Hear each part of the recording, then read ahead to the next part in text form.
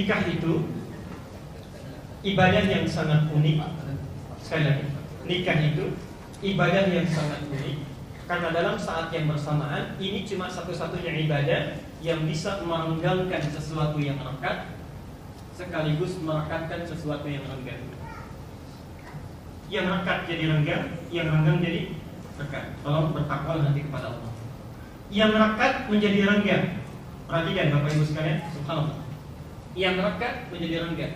Ini ada anak perempuan dikandung oleh ibundanya 9 bulan. Lahir, bapaknya merawat luar biasa, melepas peluh dan sebagainya. Sudah tumbuh dewasa, subhanallah, belum sempat dipetik buahnya, itu sudah harus dibawa oleh orang lain yang baru dikenalnya.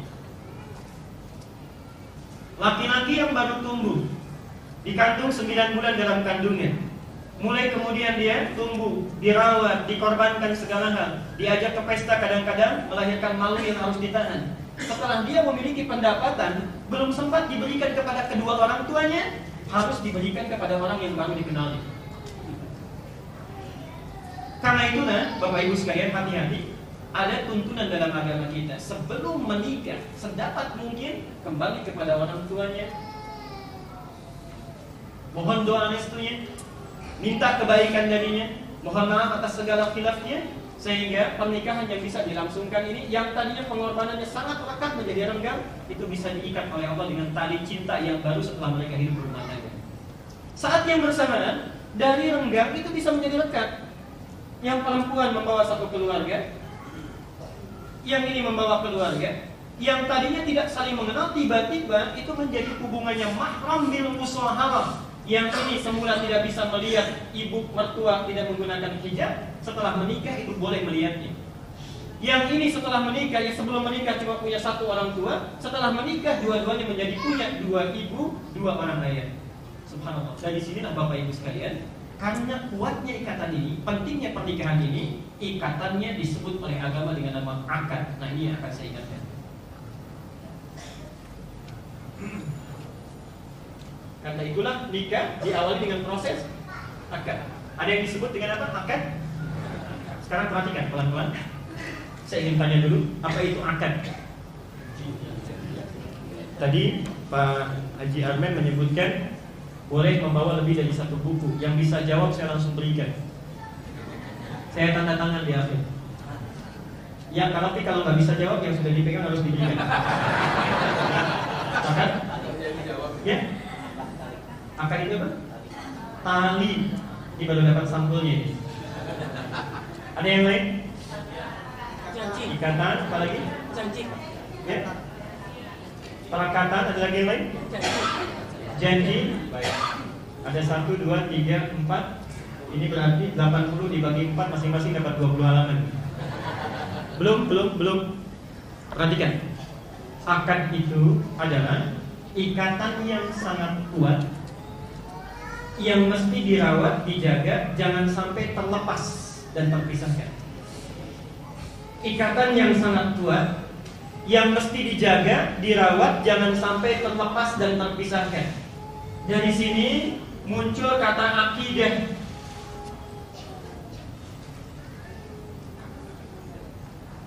Kenapa keyakinan kita disebut dengan akidah? Karena saat kita sebelum lahir, kita sudah diikat perjanjian dengan Allah. Al-A'raf ayat 172. Kita mengikat perjanjian dengan Allah, meyakini Allah sebagai Tuhan yang akan merawat kita. Disebut akidah, jaga ikatan itu jangan sampai terlepas, terpisah dari kita sampai kita menghadap kepada Allah Subhanahu wa taala. Wala tamutunna illa wa antum. Nah, tolong fokus terutama pada para ayah antum yang sudah melafadzkan akad. Kenapa saat nikah akadnya disebut dengan akad? Seakan-akan Quran dan Sunnah memberikan pesan, jaga betul kata-kata yang telah disampaikan itu. Ikatan yang telah diikat saat menikah itu pertahankan selama masa berumah tangga, jangan sampai terlepas dan tercerai-berai dalam kehidupan. Itu pesannya. Jelas sampai di sini? Artinya apa? Mohon maaf saya ingin ingatkan.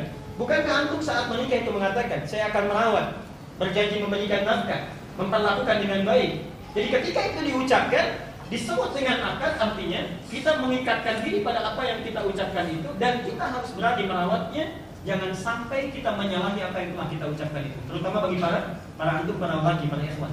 Dari sinilah kemudian perjanjian ini disebut dengan mitsaqan ghalidha.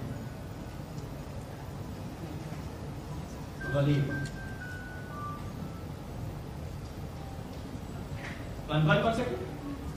Karena akad sudah disampaikan, ada ikatan yang mesti dipegang. Kita sekarang bertanya, ya Allah, bagaimana caranya supaya saya bisa mengikat ini sehingga pernikahan itu bisa langgeng, bisa baik, ada dalam ridhamu sampai kita menghadap kepada Allah Subhanahu wa taala. Karena itulah diturunkan konsep-konsep untuk menjaga ikatan ini supaya baik dalam rumah tangga. Kita mulai konsep pertamanya dengan Ar-Rum, Quran surat 30 ayat 21.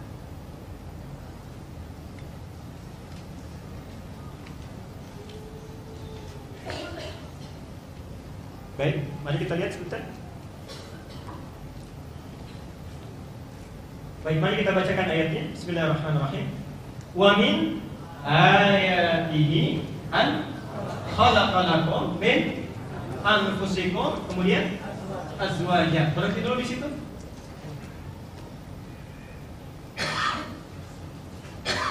Bapak Ibu sekalian, tolong fokus ke sini. Sebelum pernikahan kemudian dilakukan, ada ta'aruf, ada khitbah. Setelah itu akad. Persis saat akad sudah mulai dilanggengkan, ya, sudah mulai dilakukan, diucapkan, maka kalimat pertama yang diturunkan oleh Al-Quran, perhatikan, Ar-Rum, Quran surat 30 ayat 21. Wa min ayatihi. Ini kalimat pertamanya. Wa min ayatihi. Bapak Ibu sekalian, bila di Quran ditemukan kalimat ayat, ini bentuknya jamak, tunggalnya seperti ini, ayatun. Ayat itu artinya tanda yang mendekatkan kita dengan Allah. Tanda yang sangat jelas yang mendekatkan kita dengan Allah. Kenapa Al-Quran disebut ayat? Ada surah, ada ayatnya. Al-Fatihah ada 7 ayat, Al-Baqarah ada 286 ayat. Karena setiap orang yang baca Quran seharusnya menjadikan dia lebih dekat dengan Allah Subhanahu wa taala. Jadi kalau antum baca Quran selama ini tapi tidak memberikan kedekatan kita dengan Allah, berarti ada sesuatu yang keliru dalam cara kita membaca Al-Quran. Yang menarik adalah, perhatikan di sini, ketika Allah membuka ayat pernikahan dalam akad itu, diawali dengan kalimat ayat ingin memberikan kesan bahwa tujuan akad itu dibuat, rumah tangga itu diciptakan, pernikahan itu disyariatkan. Orientasi pertamanya adalah untuk mendekatkan pasutri itu, pasangan suami istri, kepada Allah Subhanahu wa taala. Jadi tujuan pertama pernikahan itu ketika Allah akan jaga, orientasi pertamanya dengan menikah itu bukan kebutuhan duniawi semata. Tujuan yang paling utama dengan menikah, diharapkan orang yang menikah itu lebih dekat dengan Allah Subhanahu wa taala. Karena itu disebut dengan ayat. Jadi kalau Anda antum sekarang sudah berumah tangga puluhan tahun, ada yang belasan tahun, dengan berumah tangga ternyata lebih jauh dari Allah, berarti ada sesuatu yang salah dalam rumah tangga itu. Sekali lagi, kalau ada orang yang sudah berumah tangga belasan tahun, puluhan tahun, tapi semakin jauh dari Allah, ada yang keliru dalam perjalanan rumah tangganya. Karena ketika suami dipasangkan dengan istri A, dipasangkan dengan B misalnya, A yang tadinya tidak rajin sholat, diharapkan menikah dengan B, menjadi lebih rajin sholatnya.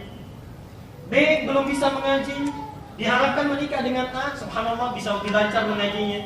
Kalau ada seseorang sudah menikah, sholatnya semakin menjauh, zakatnya tertunda, mengaji tidak pernah dilakukan, berarti ada yang salah dalam perjalanan rumah tangganya.